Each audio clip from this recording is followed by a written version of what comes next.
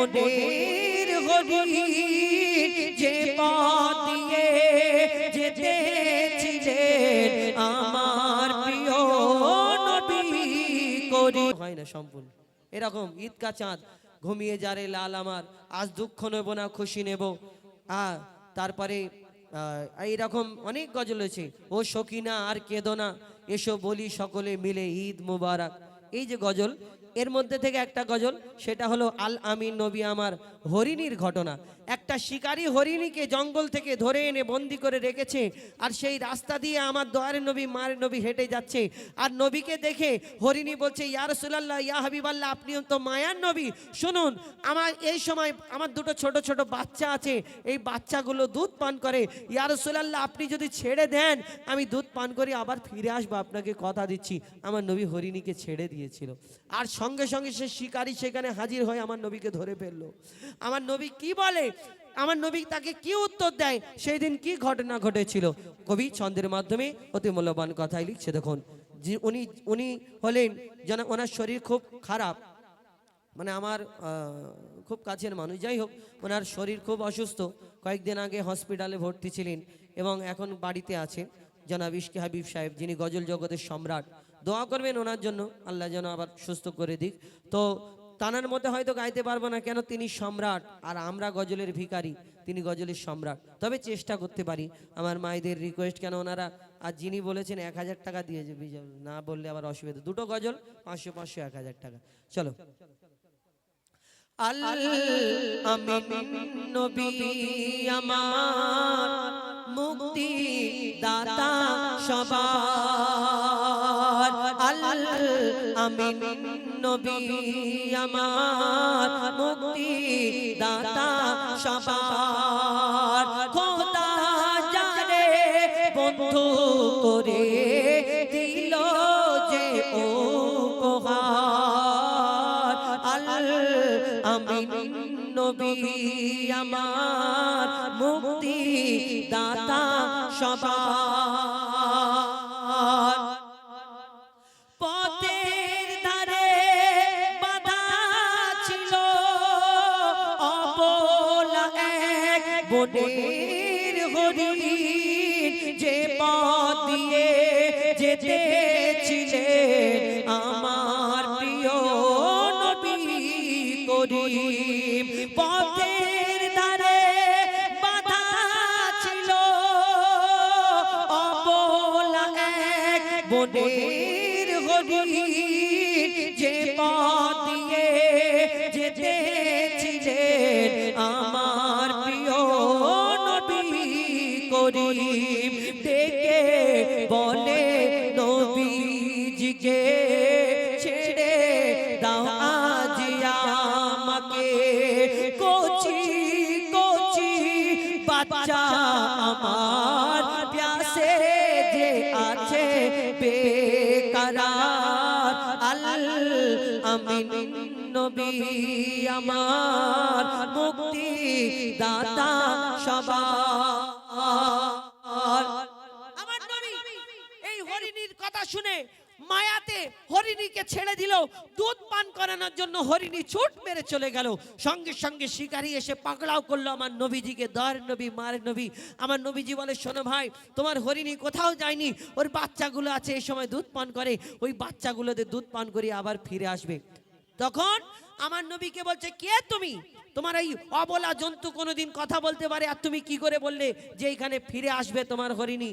তখন সেই আমার দর নবী মায়ের নবী বলে, তোমার যদি বিশ্বাস না হয় তুমি, আমি ওই হরিণীর জামিন হয়ে থাকবো, আর যদি তোমার না বিশ্বাস হয় তুমি আমাকে বেঁধে রাখো, আমি যতক্ষণ না হরিণ আসে আমি তোমার কাছ থেকে যাব না, হে শিকারী যাব না। কেমন দর নবী মায়ের নবী যখন এই কথা বলে, তারপর কি ঘটনা শুরু, কবি ছন্দের মাধ্যমে লিখছে। দেখুন, হরিণ যখন ছেড়ে দিল শিকারী তখন এলো, হরিণ যখন ছেড়ে দিল শিকারী তখন এলো, বলে বিনা হুকুম আমার হরিণ কেন ছাড়া পেল, দয়া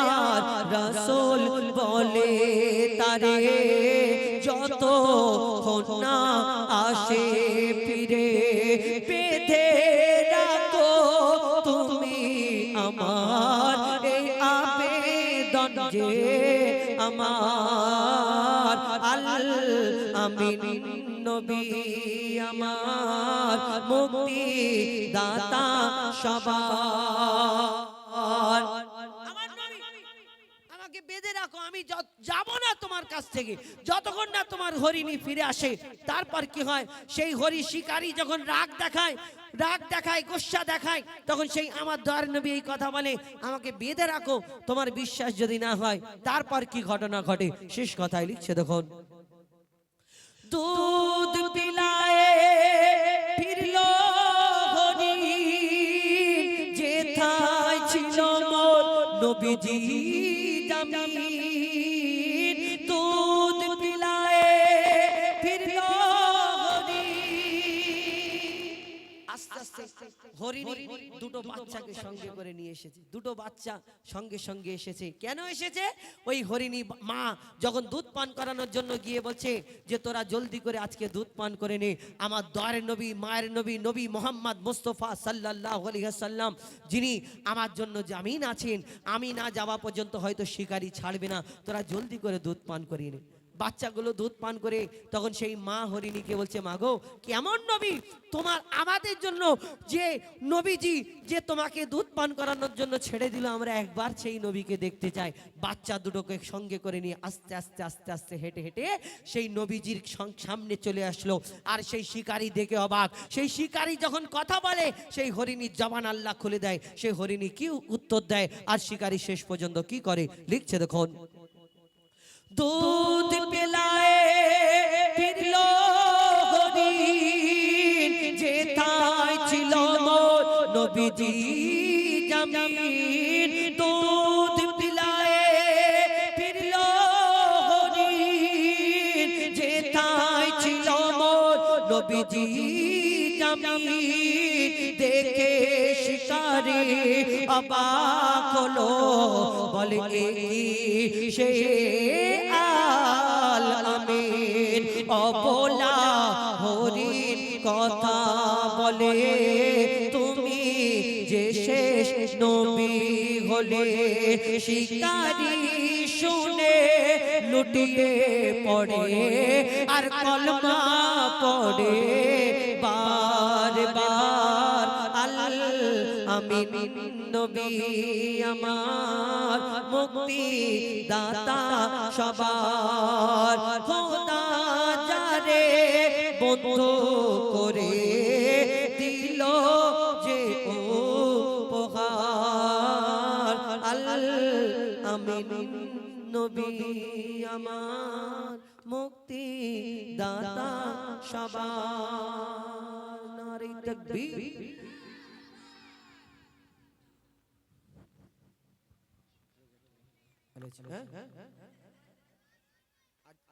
তোমার জোর নেই আছে তো? কার কার জোর নেই? আচ্ছা আস্তে করে দাও, আস্তে করে। নারে তাকবীর।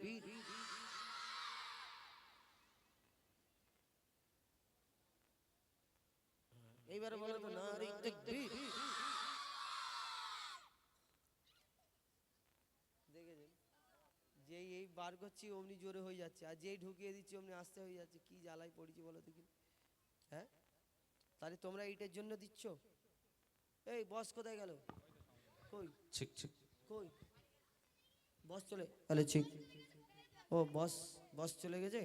আচ্ছা ঠিক আছে, মাস্তান। হ্যাঁ এইবারে যাই হোক, ইতিপূর্বে শুনলেন একটা ঘটনামূলক গজল।